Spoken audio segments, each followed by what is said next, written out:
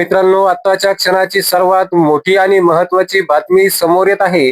अहिल्यानगर आणि एकंदर संपूर्ण महाराष्ट्राच्या राजकारणातील सर्वात मोठी आणि महत्त्वाची बातमी, ज्या विजयावर प्रश्नचिन्ह उपस्थित करून खासदार निलेश लंके यांना न्यायालयात खेचण्याचा प्रयत्न झाला, त्यावर आज मुंबई उच्च न्यायालयाच्या औरंगाबाद खंडपीठाने सत्याचा शिक्का मारला आहे.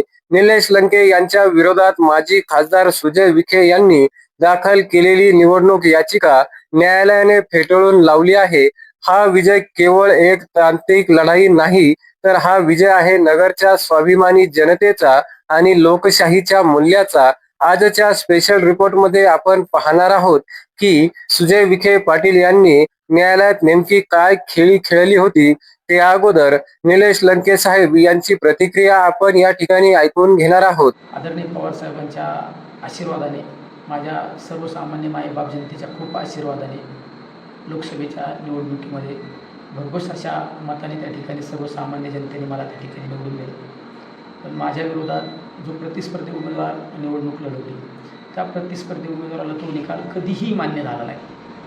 त्या प्रतिस्पर्धी उमेदवाराने माझ्या विरोधात खोट्या नाट्या तक्रारी दाखल करून मला त्या ठिकाणी हायकोर्टात त्या ठिकाणी खेचण्याचा प्रयत्न केला. पण न्यायदेवता ही खऱ्या अर्थाने न्याय देण्याचं काम करीत असते. त्यामुळे आज न्यायालयाने जो निकाल दिला, त्या निकालाचं खऱ्या अर्थाने मी तर स्वागत करतोच, पण माझ्या दक्षिण अहिल्यानगर मतदारसंघातील सर्वसामान्य मायबाप जनतेच्या वतीने त्या निकालाचं स्वागत करतो.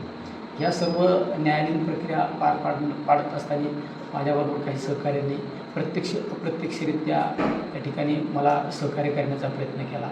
सहकार्य केलं त्यांनाही धन्यवाद देतो. आणि न्याय व्यवस्था ही आजही अखंडितपणे अबाधित आहे, हीच या ठिकाणी सांगू इच्छितो. निलेश लंके यांच्या वकिलांनी ती कशी मोडीत काढली आणि सर्वात महत्त्वाचे म्हणजे विखे घराण्याचा हा निवडणूक याचिका दाखल करण्याचा इतिहास नेमका काय आहे. तर दिनांक 18 जुलै 2024 रोजी सुजय विखे यांनी लोकप्रतिनिधी कायदा 1951 अंतर्गत एक याचिका दाखल केली होती. त्यामध्ये त्यांनी निलेश लंके यांच्या निवडीला आव्हान दिले होते.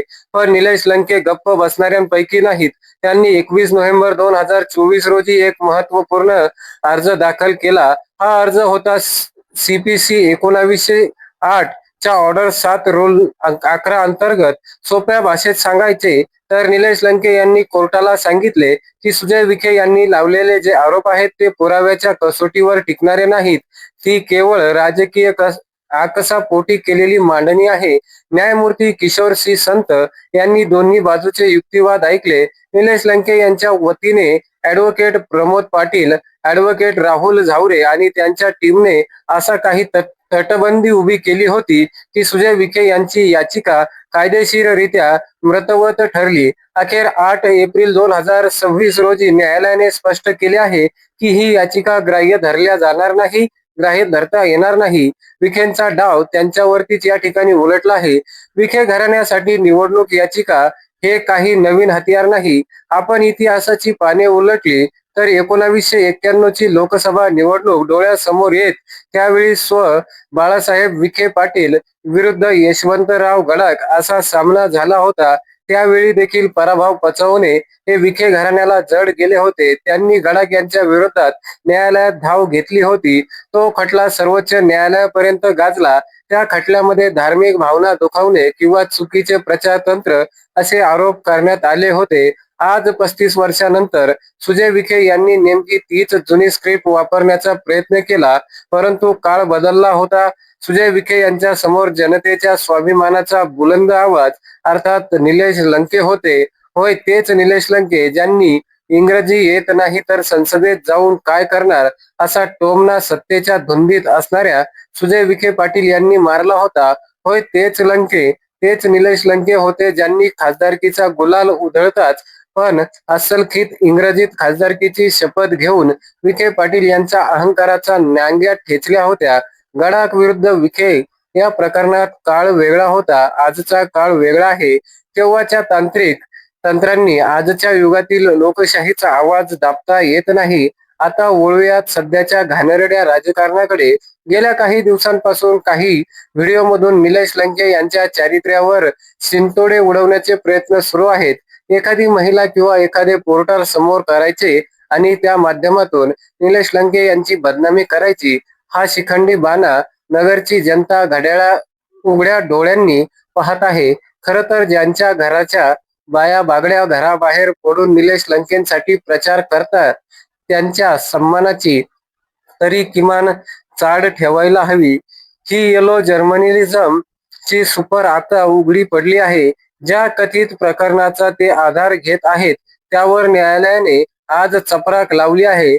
एक जुना डायलॉग आहे, जिनके घर शीशे के होते हैं वो दूसरों के घर पर पत्थर नहीं मारा करते. समोरून आज निलेश लंके यांच्या घरावर दगड फेकले जात आहे, परंतु जर उद्या नगरच्या जनतेने तथाकथित राजवाड्याच्या काचांवर एकच दगड मारला तर समोरच्या चारित्र्याचं घर चक्काचूर व्हायला वेळ लागणार नाही.